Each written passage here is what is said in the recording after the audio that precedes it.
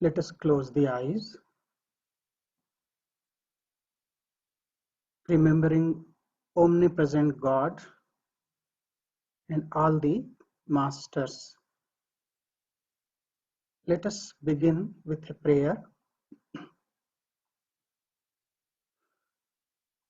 Om Sahana Vavatu Sahano Bhunaktu Sahaviryam Karvavahai तेजस्विनावधीतमस्तु मा विद्विषावहै ॐ शान्तिः शान्तिः शान्तिः. I bow to all-pervading divinity. I bow to all the saints and sages of all times and places. Humbly, I bow to lineage of Kriya Yoga masters, to Gurudev and Guruji, feeling presence of God in each one of you. I bow to you all.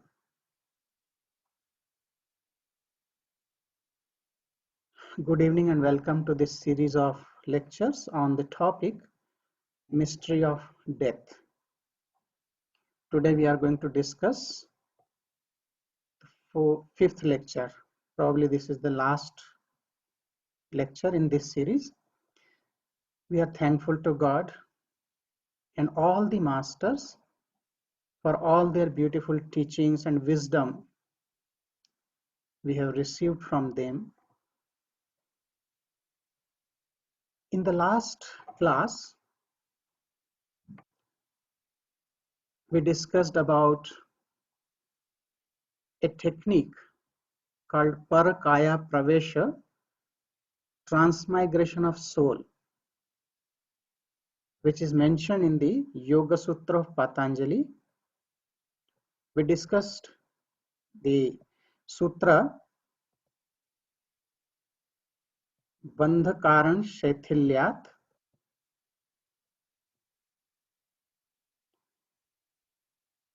Prachar Samvedanat Cha Chittasya Par Sharira Aveshah. In our scriptures, there are many examples of this technique which highly advanced yogis have demonstrated. When there is loosening in the cause of bondage for a yogi, then yogi can enter another body through the channel of knowledge. Without casting off his own body, the soul can transmigrate from one body to other body, or it can assume another body even after the physical departure. As in Autobiography of a Yogi, we have seen how Swami Shri Yukteswarji appeared in presence of Paramahansa Yoganandaji when he was sitting in the hotel. In the last class, we also discussed about various lokas or planes of existence where soul moves from earth planet to the higher planes, from Bhuloka to Bhuvahaloka, which is also known as Pitruloka, the plane of existence of our ancestors. So just to refresh you about that episode from Autobiography of a Yogi, Paramahansa Yoganandaji writes, it is the chapter Transmigration of Sri Yukteswarji. Very interesting. Sitting on my bed in the Bombay Hotel at 3 o'clock in the afternoon of June 1936, 1 week after the vision of Lord Krishna, I was roused from my meditation by a beatific light. This is what Paramahansa Yoganandaji is writing in this chapter. Before my open and astonished eyes, the whole room was transformed into a strange world. the sunlight transmuted into supernal splendor. Waves of rapture engulfed me as I beheld the flesh and blood form of Sri Yukteswarji. My son, Master spoke tenderly. On his face, an angel bewitching smile, a mysterious smile. For the first time in my life, I did not kneel at his feet in greeting, but instantly advanced to gather him hungrily in my arms. Moment of moments, the anguish of past months was told. I counted weightless against the torrential bliss now descending. It's a very long chapter, but Paramahansa Yoganandaji was astonished to see his own guru, and he asked that, Master, how come you appear here? Are you the same? Are you wearing a body like the one I buried beneath the cruel Puri sand in his ashram? And Sri Yukteswarji replied, Yes, my child, I am the same. This is a flesh and blood body. Though I see it as ethereal, to your sight it is physical.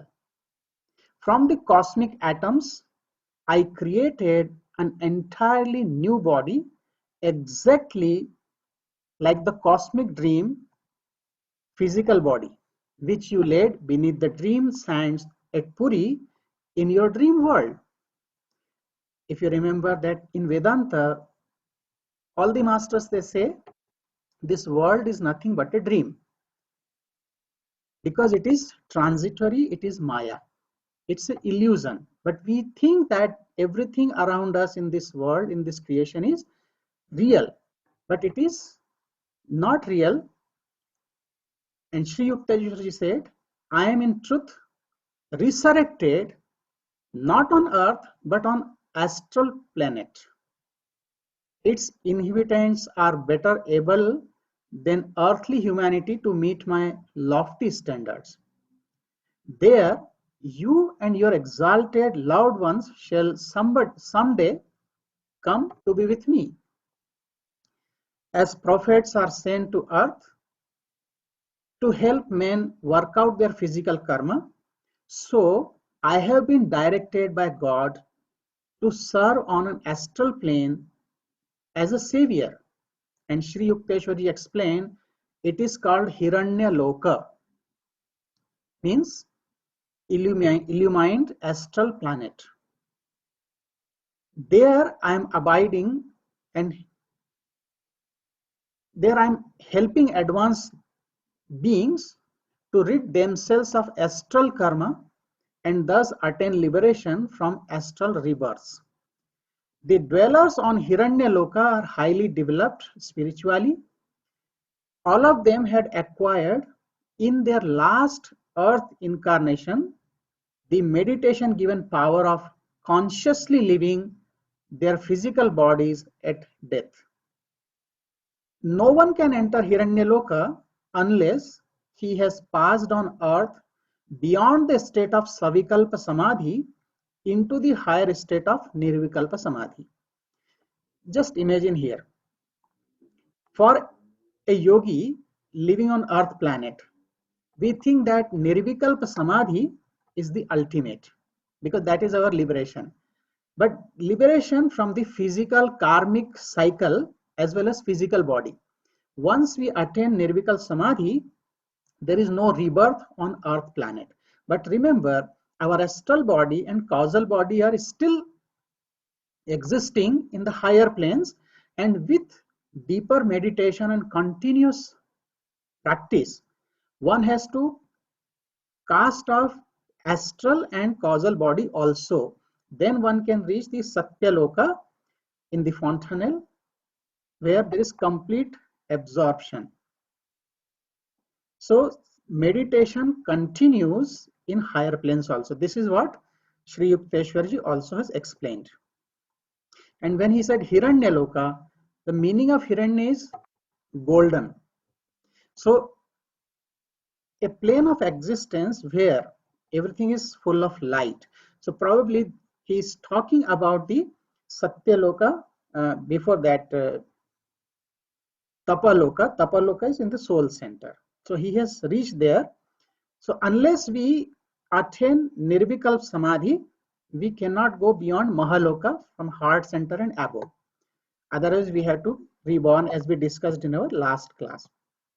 Then Sri Yukteswarji said, the Hiranyaloka inhabitants have already passed through the ordinary astral spheres, where nearly all beings from earth must go at death. There they worked out many seeds of their past actions in the astral worlds. None but advanced beings can perform such redemptive work in the astral worlds. Then, in order to free their souls more fully from the cocoon of karmic traces lodged in their astral bodies, these higher beings were drawn by cosmic law to be reborn with new astral bodies on Hiranyaloka. So there is no more physical body, but astral body is still there. They work out some karmic traces, become free from astral body, leave it, and then go to the higher plane. Then causal body is also left behind, and there is complete absorption, oneness with God. That is final liberation. There are also highly advanced beings on Hiranyaloka who have come from the superior, subtler, and causal world. However, you should read this chapter because Swami Shri Yukteswarji has given a lot of detail about this higher plane of existence he is talking about. In the scripture, there is also beautiful debate between Adi Shankara and Mandana Mishra. Mandana Mishra was the scholar of that time, very famous, and Adi Shankar had a debate with him, Shastrartha.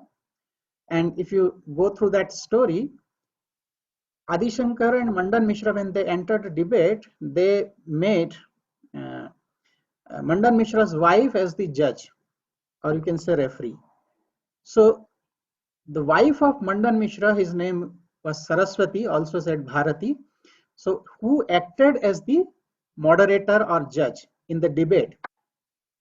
So she challenged, when she saw that her husband Mandan Mishra was losing, she challenged Adi Shankara and she asked difficult questions about sex and family life. She knew that Adi Shankara couldn't answer such questions because he was a celibate. While Adi Shankara asked for some time to give her to reply all the questions, and Adi Shankar after that walked through a jungle along with his disciples where he saw a dead body of a king, and the name of the king was Amurak. So he told his disciples that he was going to enter into the body of King Amurak and asked his disciples to preserve his body in a cave till he returns. Then Adi Shankara became King Amarak because he left his own body, which was preserved in a cave by his disciples. He entered, means his soul entered the dead body of king, and king became alive. And then as a King Amarak, he went back to the king's palace, and during his life as a king, he learned all about the sexual pleasures and family life. Then he returned to his own body after some time and answered all the questions raised by Saraswati. So this is the oldest example of this technique for a Kaya Pravesha, means without going through this transition of death, the soul can leave one body and enter another and again come back. It is very interesting. Only highly advanced yogis can perform it, but this is possible. So one is after death one can appear, and this is the example that without death one can transmigrate, or the soul can go from one body to other body. You might have heard name of Swami Rama, who has written this book, Living with Himalayan Masters. Very nice book. He also has mentioned a very beautiful episode about his master and grandmaster. When Swami Rama was 16 years old, he was living with his master, and name of his master was Bengali Baba. So he was living in Gupta Kashi, which is in the Himalayas. He lived in Gupta Kashi cave 5 or 6 miles from the town. And there was a yogi whose name was Budhe Baba. Budhe means the old monk. Budhe Baba, old monk. So everybody was addressing him as Budhe Baba. So this yogi often used to see Bengali Baba, the master of Swami Rama. So one day Budhe Baba, the old monk, came to consult with the Bengali Baba on higher spiritual practices. And Swami Rama met him there for the first time. And this adept was very slim, the Budhe Baba. He had white hairs and beard and dressed in white robes. He had an unusual way of carrying himself. He resembled a very straight, unswaying bamboo staff. After this meeting, Swami Rama and Budhe Baba left together for Assam by train. There, they met a British commander who was a disciple of Bengali Baba. Budhe Baba told this commander that in 9 days he was going to assume another body. After a few days, Budhe Baba, this old monk, and Swami Rama left the commander's military camp and went to Naga Hills. Because of the mosquitoes, snakes, and wild animals, including tigers and elephants, in that part of the country, very few yogis live there. And during the time they spent together, this old monk would often talk on some profound subject, while Swami Rama would be preoccupied with flexing his muscles. He told, Baba, I have strong muscles. To which old monk replied, very soon your strength will be tested. Budhe Baba said, I am over 90 years old now, and my body is not a fit instrument to remain in samadhi for a long time. Besides, the opportunity has presented itself. Tomorrow, there will be a dead body in a good condition. A young man will be bitten by a snake and then placed in a river 13 miles from here. So Swami Rama thought his talk was quite bewildering. He told that they should leave the cave in the morning and reach the destination before sunset. 13 miles north of the cave, they came upon a river and camped for that night. In the morning, Swami took bath in the river and at 4:30 sat down for meditation. When he opened his eyes, Budhe Baba, that old monk, was gone. He searched for him and waited the whole day, but that old monk never turned up. So Swami Rama decided to depart for the Himalayas. When he reached the Assam headquarters of the British commander, the commander said that old monk Budhe Baba had done it. He has assumed a new body. And Swami Rama did not understand the whole thing. Immediately the next morning, Swami Rama left for Himalaya. When he arrived, his master, Bengali Baba, said that old monk Budhe Baba was here last night and was inquiring about you. Can you imagine that? Hundreds of miles away from complete north to complete south side, Budhe Baba, he assumed a new body and he appeared to his master.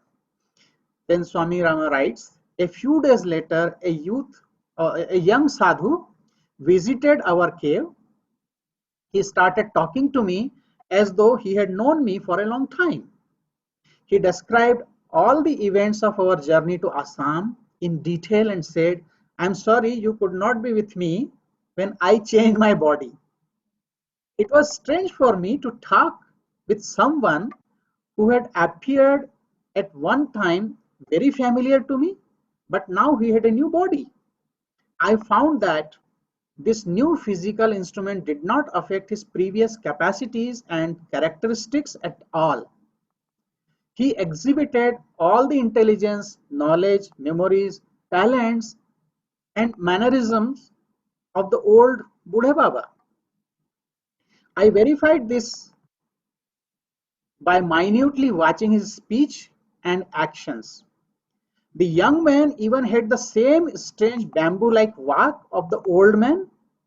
Later, my master, Bengali Baba, gave him a new name, saying, "The name goes with the body, not the soul." He is now called Ananda Baba and is still a wanderer in the Himalayas. So, this old monk demonstrated this yogic power. He left his old body without dying and entered a new dead body of a young man, and he continued his sadhana. You say, why do they do? Because what happens that advanced yogis, in order to continue their sadhana, when they find the old body is not fit for longer meditation or remaining in samadhi state, so they assume a new body and they are looking for someone who is dead because they don't want to bother other living beings. So this is a yogic power. However, this is about the transmigration of soul. Let's talk about preparation for death, because we already discussed that death is inevitable. Nobody can avoid it. So what should we do? If we cannot avoid it, we should welcome it. We should prepare for that. How do we prepare for death? Because today or tomorrow we all have to face it. So don't be scared. It is a pleasant transition. In the Holy Bhagavatam, there is a story of King Parikshit. King Parikshit was cursed by a Brahmin boy to die of snake bite in 7 days. Just imagine, if somebody tells you that you have only 7 days left, what would be your condition? First thing, you'll get depressed. Second thing, that you will lose interest in everything. But here, the king is not afraid. Instead of getting worried about death, he called for all the saints and sages and then listened to recitation of Holy Bhagavatam from sage Shukadeva. And this assembly, great assembly, was in Shukatal in the North India. When he listened to recitation of Holy Bhagavatam, it is said that he did not get up even for his food or other daily chores. And on the seventh day, with death, he attained liberation. We cannot find any example like this in the history of human beings. When person knows and prepares for the day, and he is liberated. He is not just dying, but he prepared himself in such a way, listening to the stories or the Leela, divine play of God in the Holy Bhagavatam. He did not get up for food, he did not go for anything else, intently, day and night, just listening and being absorbed in the thought of God. He left his body, he attained liberation. This is a good example for us. So he prepared himself to accept this death or this truth of life, and he used his remaining time towards attaining liberation. Let's contemplate for a moment. We all know that we have come to this world and one day we have to go. This is the truth. We cannot avoid it. Are we prepared for living? Maybe after 20 years, 50 years, who knows? Or maybe tomorrow, maybe this moment. Let us prepare for that moment, because it is not a fearful moment, but it is a pleasant moment.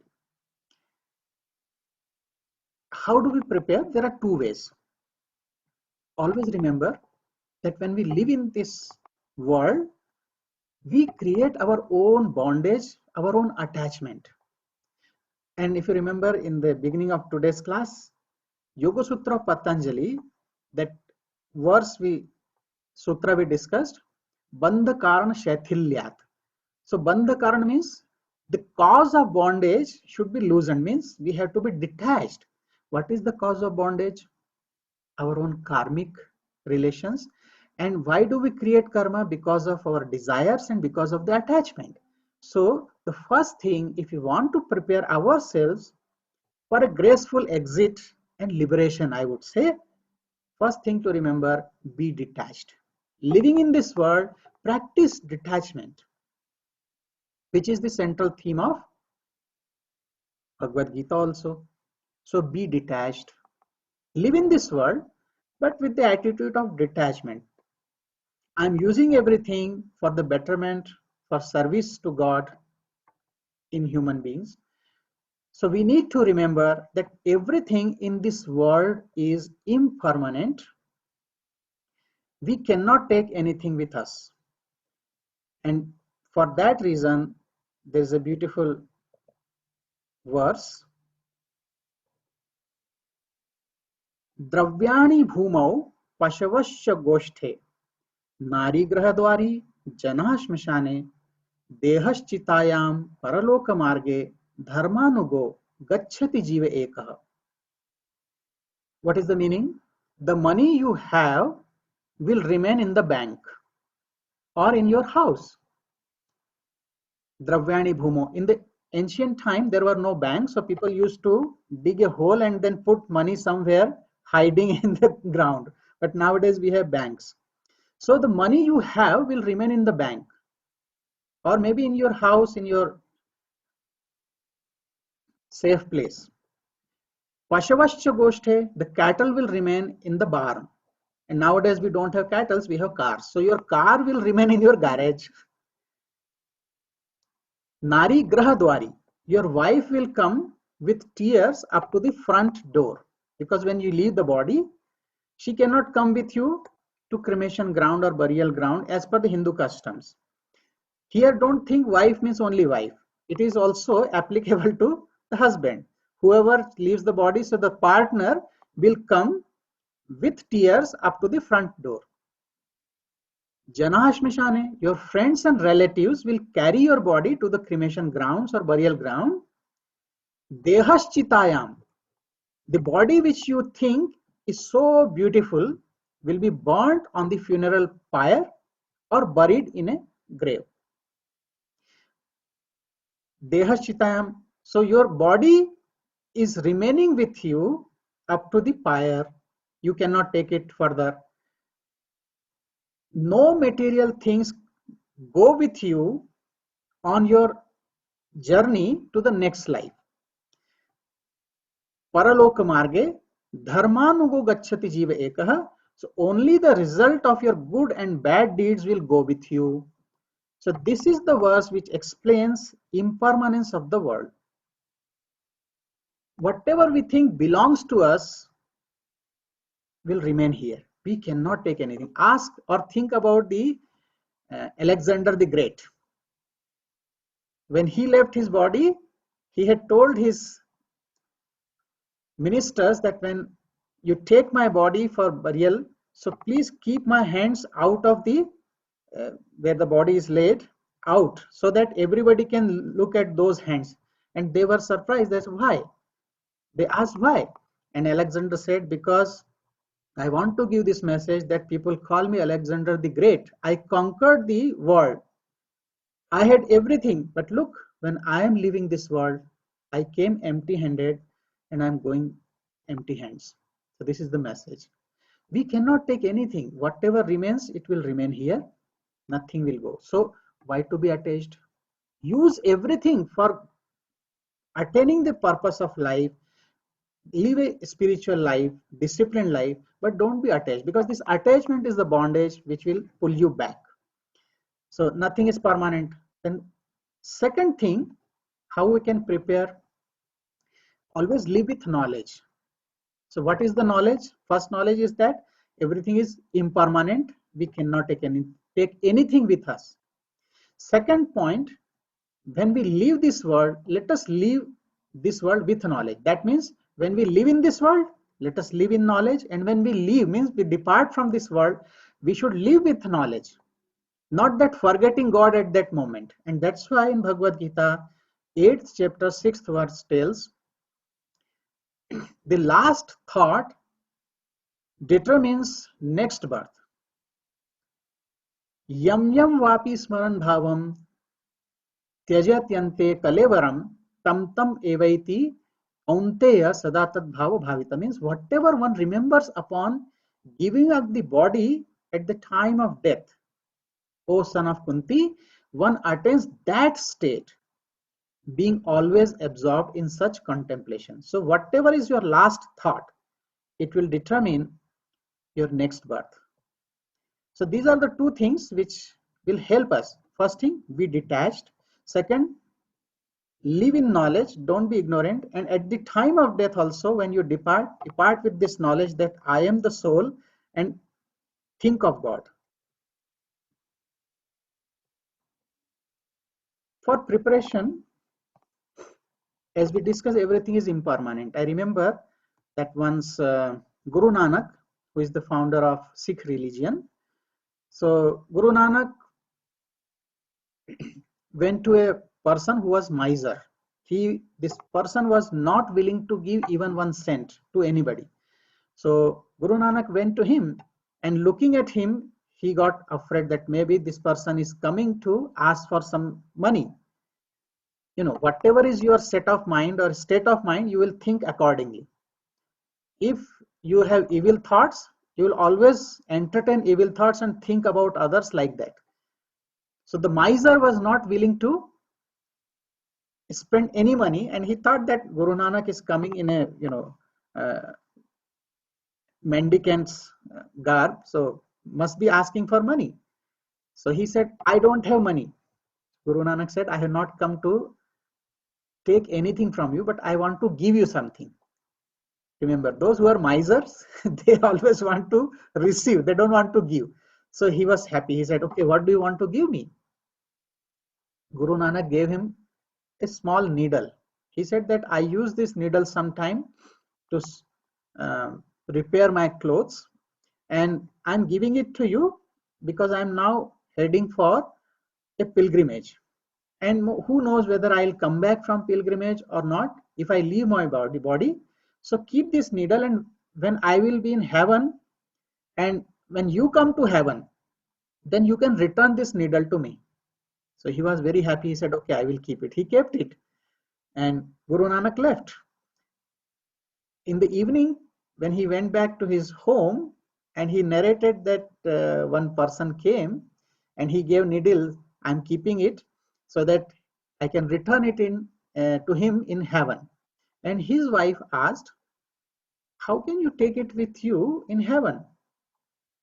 Then for the first time he thought that how can, because once you leave the body, everything is left behind, you cannot take anything with you. Then he realized that there was a great message by Guru Nanak. So message is that we cannot take even a needle, and we keep on hoarding wealth. We keep on hoarding wealth, money, and many material comforts, but ultimately they will just remain here. So depart with knowledge. I remember another funny incident. There was a Marwadi in Rajasthan. It's like a northwest state in India, where a community, they are called Marwadi because they are business community. They are very religious, very devoted to God, and very charitable person. But this Marwadi, he was little miser. So one day he became ill, and he was on deathbed. So doctors came and they checked, and they said he has just few hours left. So asked everybody to come and see him. Now all the family members were there, and Marwadi was on bed. about to leave soon. And then he opened his eyes and he asked, "Where is my eldest son?" He called for the name of the eldest son. "Where are you?" And the son said, "I'm here." Then he said, "Where is the middle son?" Middle son said that, "I'm here." "And where is the younger son?" He said, "I'm also sitting here." And then he said, "Where is my wife?" And wife said, "I'm just near your pillow." So they were all there. Now he looks, just this Marwadi, this businessman was going to leave the bodies in moments time. Instead of remembering God, what he said, that if all of you are here, who is looking after the shop? Can you imagine that last moment? You are still concerned about the worldly affairs, not thinking of God. So if you are thinking about the business, you'll be born again in the same family, or you'll not be liberated, or you'll not get promotion.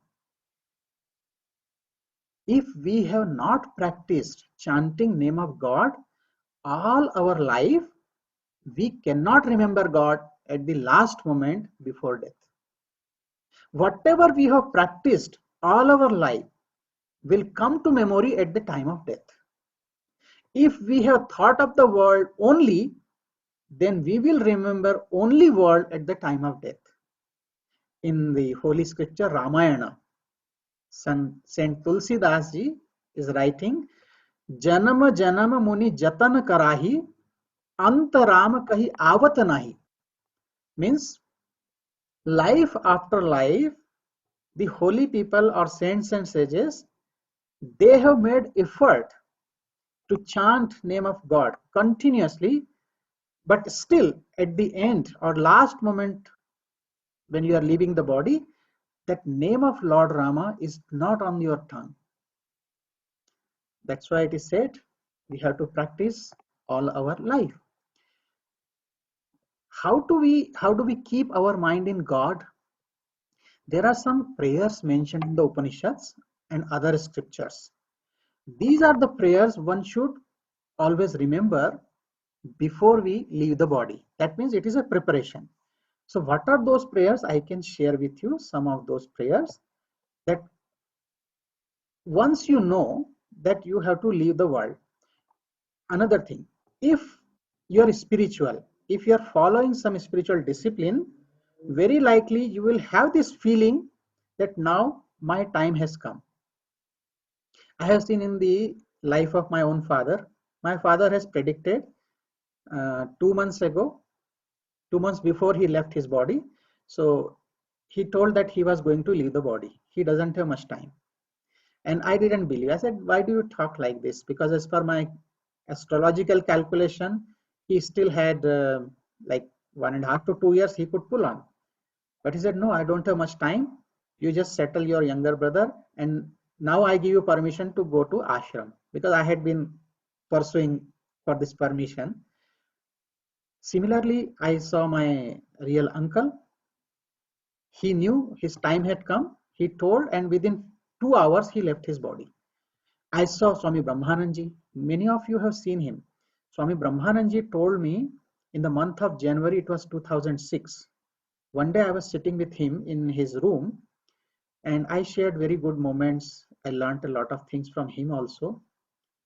The most beautiful thing Swami Brahmananji has taught me, simplicity and humility, how a monk should live.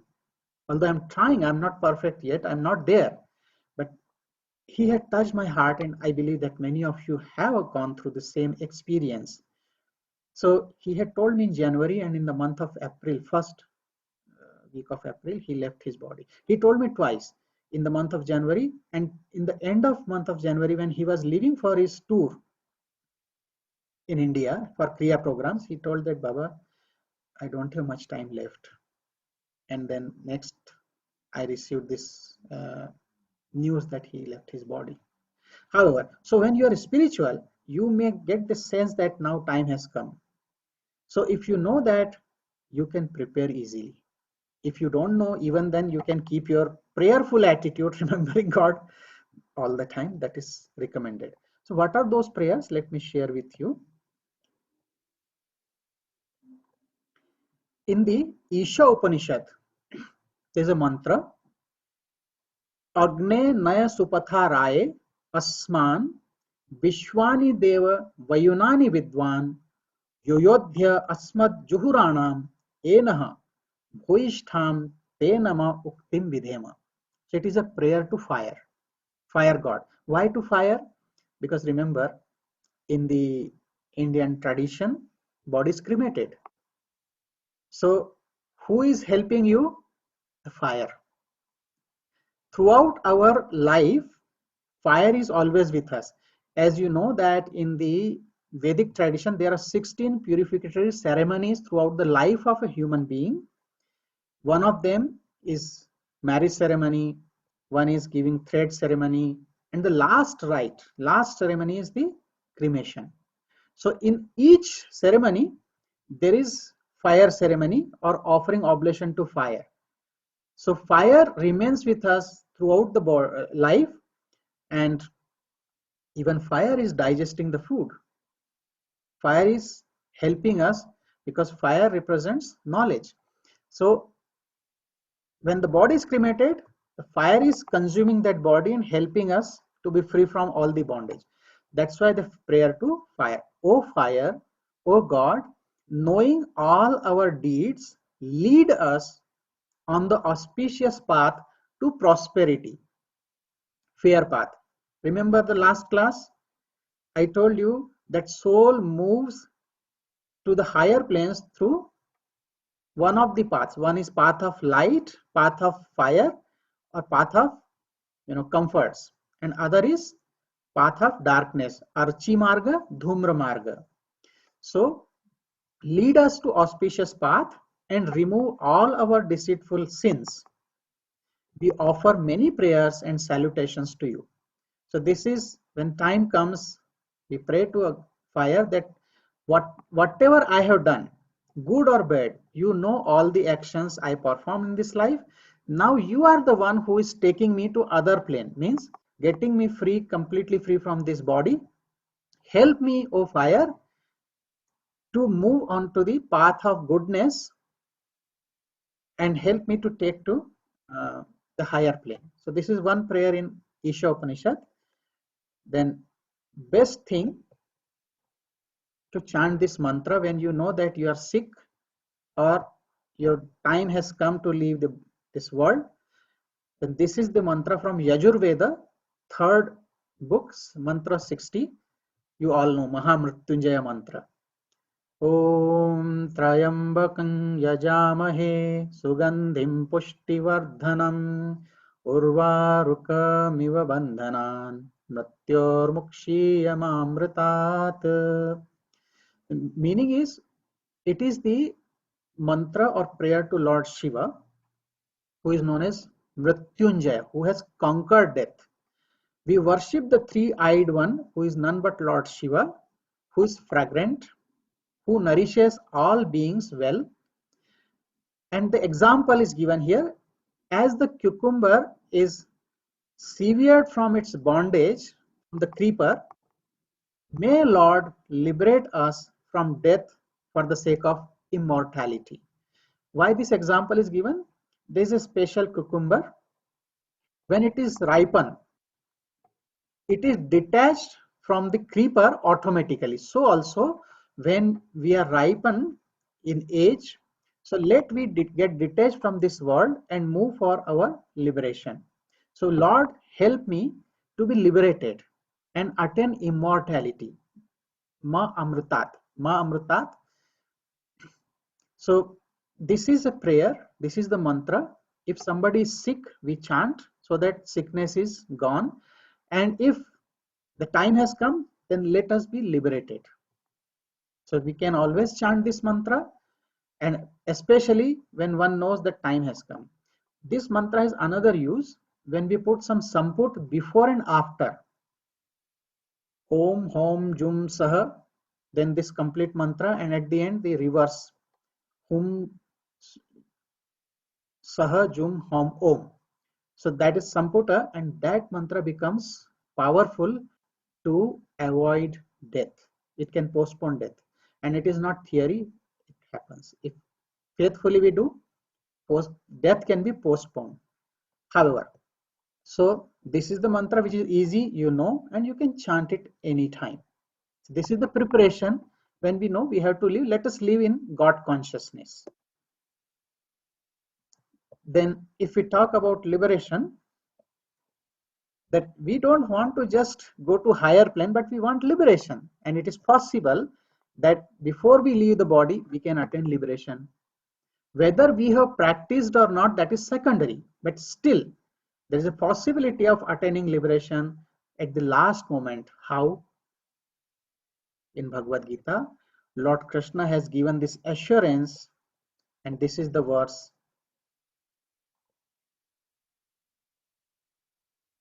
From 8th chapter, 5th verse, Antakale cha mameva smaran uktva kalevaram स्मरण मुक्त्वा कलेवरम यह प्रयाति समद्भावम याति नास्ति अत्र संशयः. अंतकाले च माम एव स्मरण मुक्त्वा कलेवरम means while relinquishing the body or leaving the body, if someone remembers me means God, if someone remembers God just while leaving the body, at the moment of that death will come to me. Means Lord is telling, at the last moment when you are leaving the body, if you think of me, you will attain me. Means you will be liberated. There is certainly no doubt about this. Na asti atra sanshaya. Isme there is no doubt about it. So this is complete assurance from God Himself that at the last moment, if you remember me, you will come to me. That means you will not be reborn. But here again the condition is, how can we remember at the last moment if we have not practiced it whole life? It is not easy. But still, if you are lucky, if you have grace from God and masters, maybe last moment that name will come or flash in your memory.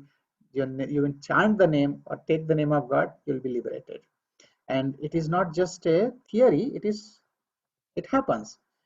As we discuss the verse, Yam Yam Vapi Smaran Bhava. Again, it is in this continuation of 8th chapter Bhagavad Gita, 6th verse. Yam Yam Vapi Smaran Bhavam Tyajatyante Kalevaram Tam Tamayveti Kauntya Sada Tadbhava Bhavita. Means whatever one remembers upon giving up the body at the time of death, O son of Kunti, one attains that state, being always absorbed in same contemplation. So remember God, you will go to God. Remember your family members, which happens in 90% cases. When person leaves the body, he thinks of the near and dear one, thinks of wife. What will happen to my wife? What will happen to my husband if I die? What will happen to my child? Who is going to take care? Then come back, be reborn, be the child of your own child in the same family after a few years once he gets married, because of your desire, your attachment. Instead of that, if you think of God, will not be reborn, you will attain divinity. So these are the assurance when Lord is telling it is truth.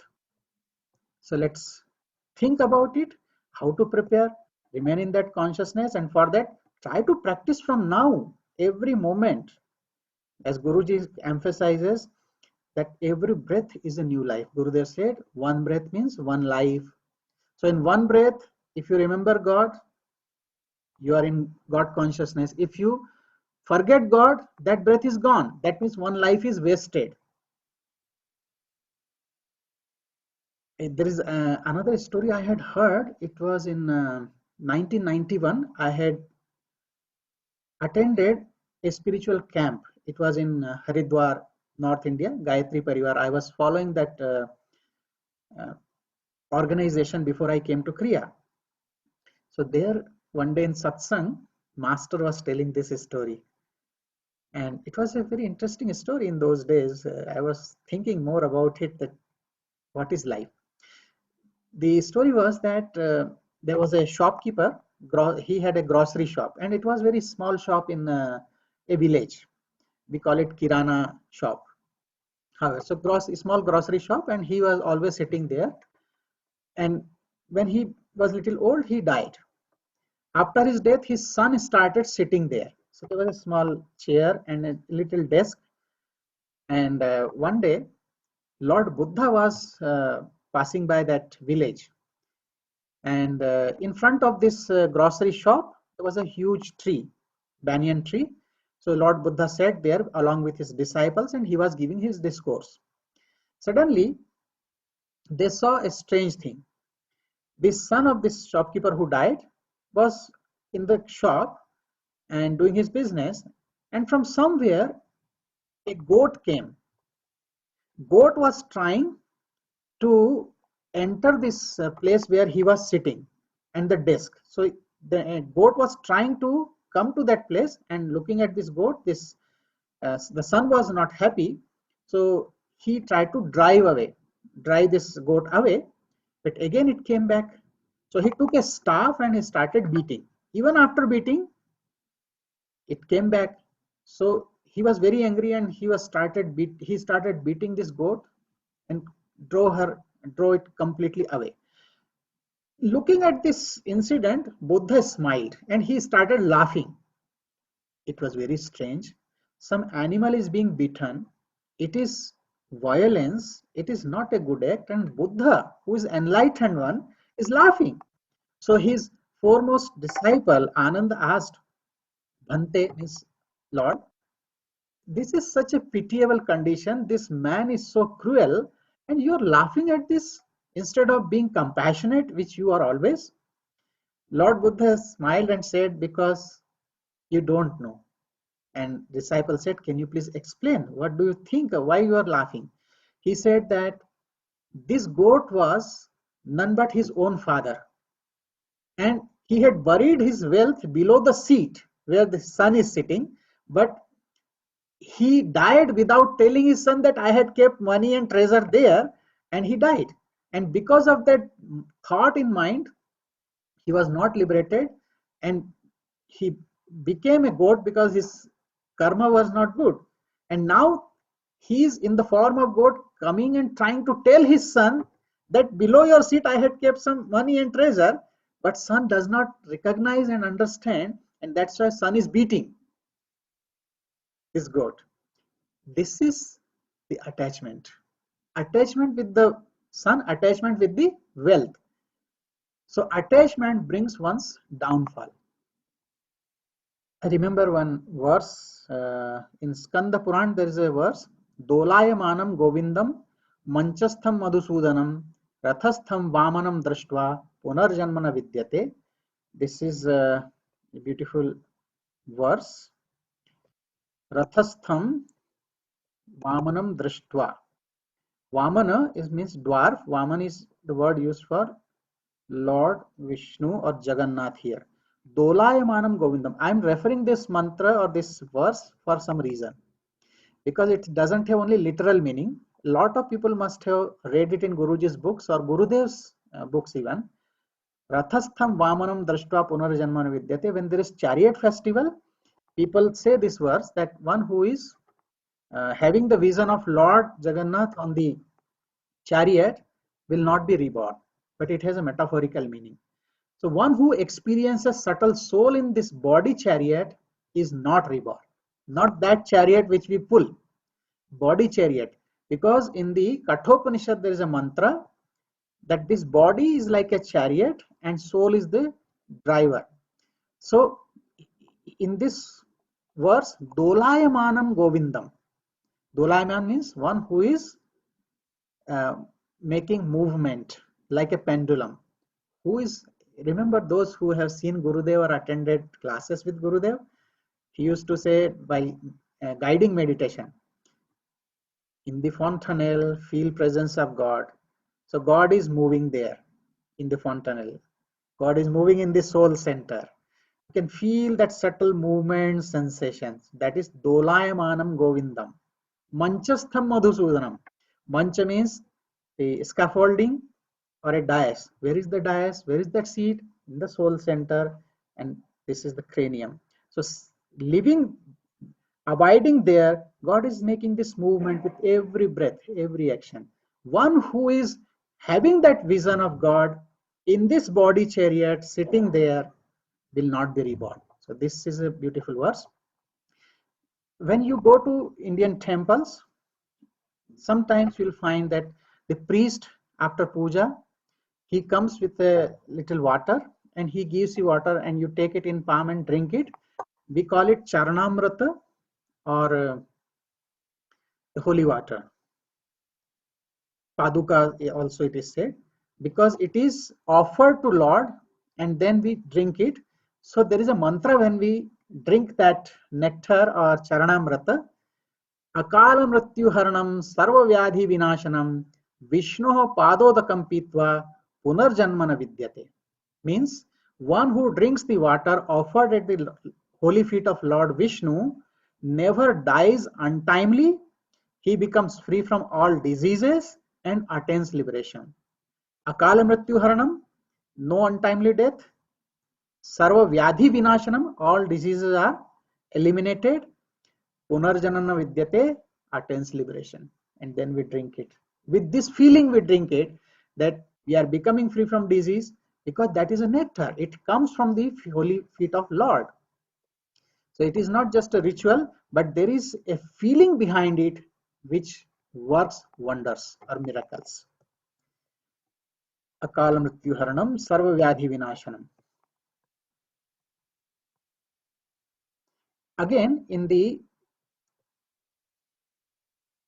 holy in the Bhagavad Gita, there is another verse when we are speaking about this preparation for death. When we leave the body, in the 8th chapter, 13th verse, it is said, Omityekaksharam Brahma, Vyaharan Mam Anusmaran, Yah Prayati Tejan Deham, Sayati Paramam Gatim. One who departs from the body while remembering God and chanting the syllable Om will attain the supreme goal. Because Om represents God, the Absolute, who is formless.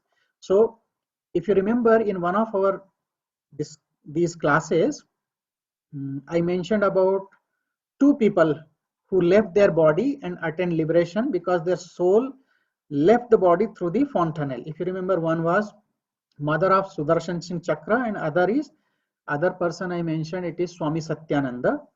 He sat in meditative posture. He told his disciples, chanting Om, and then his skull got cracked, so left the body from fontanel, attained liberation.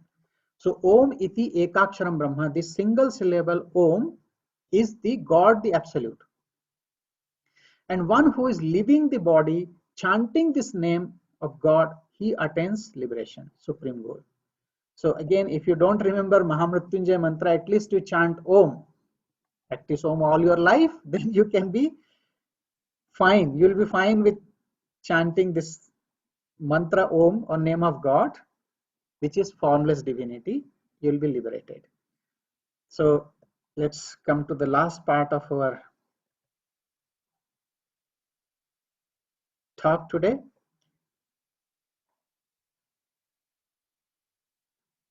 How to prepare for the death we discussed. Now, remember, death is not scary, but death has some message. And what is the message we get from this phenomenon we call death? When we see people dying, or our family, our friends, or when we read about it, there is a message. It is not just to get afraid of. What is the message? I'll share with you that.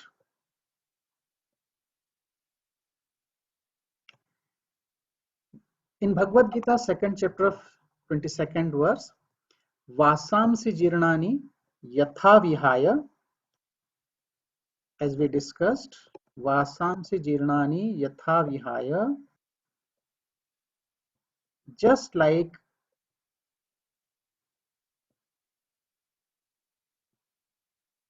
a man puts on new garments, leaving the old ones. Similarly, the embodied soul takes on new physical bodies, giving up old useless body. We discussed this verse before. Vasansi jirnani yatha vihaya, navani grandhati naroparani, yat tatha sharirani vihaya jirnani, anyani sanyati navani dehi. So death is not end to life. It is just a transition. If you enter from one room to other room in your own house, are you afraid? Are you unhappy? Answer is no. Similarly, leaving one body house, entering another body house after some time, you get a new, refreshed body, free from all diseases even. Why shouldn't you be happy? So death has a message that everything is impermanent and you are just casting off, you are leaving behind your old clothes and you are putting on new clothes. So you should be happy to get that. Death has a beautiful message. Number one, remember, death is not a terror, but death is a teacher. What does it teach? It teaches us impermanence of the world. Whenever we go to burial ground or cremation ground, there is a sense of detachment. We call it Shamshan Vairagya. It is for moments only, because once we leave the cremation ground or burial ground, we may again become absorbed in this world. But when you are there at that moment, this detachment comes from within, Shamshan Vairagya. So death is teaching that look, this body is also impermanent and one day we have to leave. Death is an opportunity. How? If we are sick, if your body is old, so there is another opportunity to get a new body in which you can continue your sadhana, spiritual practice in much better way. Many times we want to do sadhana, but our body does not help cooperate with us. We cannot sit. There is pain in the knees, there is pain in the back, and we feel sick. We are not happy. So death gives another opportunity. Third is, remember, we came alone and we have to leave alone. As we discussed, Dravyani Bhumo Pachavasya Goshte, nothing will go with us. So we have come alone. All our relations will remain here. We cannot carry those relations. And once body is burnt, what is the relation? Who wants to keep relation with a dead body? You are no more. So there should be no attachment. We come alone, we have to leave alone. Fourth message, what can we take with us? Nothing. Everything will remain here. We earn everything and we leave everything here in this world.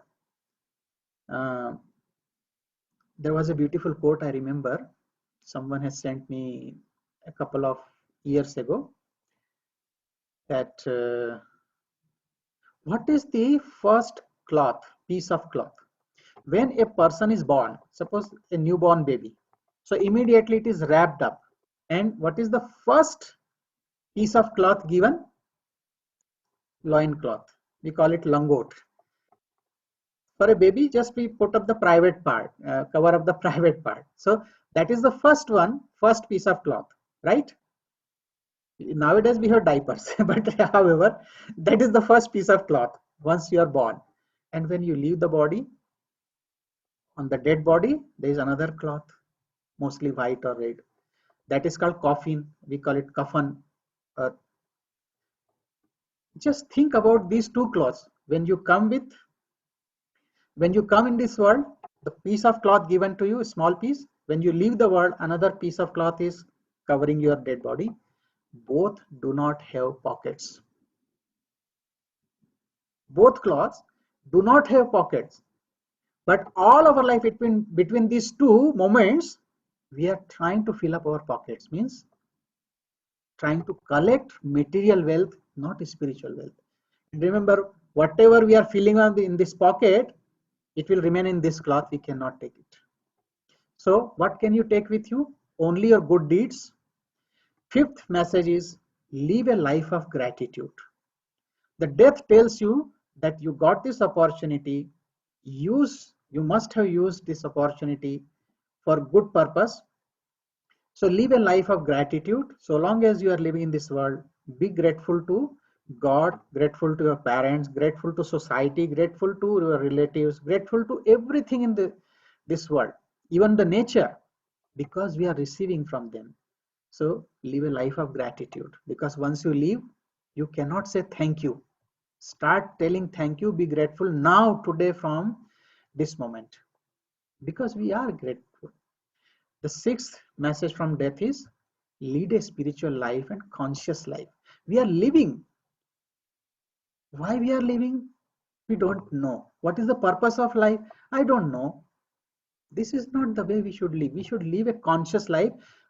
Remember, Guruji is constantly telling, Be conscious, be conscious. Conscious of your breath, conscious of what you are speaking to others, conscious of how you are behaving with others, conscious of what you are writing to others, conscious of surroundings, because we are connected, we are a unit. So we are affecting each one negatively or positively. So lead a conscious life. How can, if you are conscious, then you are spiritual. Otherwise, ordinary human being. So these are the 6 great lessons from the death. So death is a good teacher. It's not a terror. Remember these. Your life will be beautiful. If you really want to know more about this topic on history of death, Guruji has written this beautiful book. You must read it, Dancing with Death by Guruji. I think it's already 3 or 4 years ago he had published this book. So whatever I have discussed in this theme for these 5 lectures, a lot of things plus many additional things you'll find in this book. So I would recommend you must read this book, Dancing with Death. You'll be free from fear of death. You will enjoy and you'll be prepared for this moment. You'll make your life precious instead of being terrified. And that is the purpose that we should always strive for. Let me conclude it with some assurance. You might be thinking that what's going to happen if we leave the body. So we prepare, but how to ensure that we will be again born as human being and get this beautiful opportunity to practice. Let's discuss it in the next class, which will be concluding class. So some tips I will give you, and then some questions and answers in the next class about this topic. So let's close the eyes for a moment. I'm praying to God and masters to give us all-round development, knowledge, and liberation. ॐ सर्वे भवन्तु सुखिनः सर्वे सन्तु निरामयः सर्वे भद्राणि पश्यन्तु मा कश्चित् दुःखभाग् भवेत् ॐ शान्तिः शान्तिः शान्तिः. May all become happy and healthy, loving, noble and kind. May there be no sorrow or suffering. May there be more love, peace, prosperity, and harmony among us and in this entire creation. Om. Amen. Thank you all. Meditate nicely. Think of God all the time. See you on next Sunday for our concluding class with question answer. Thank you all.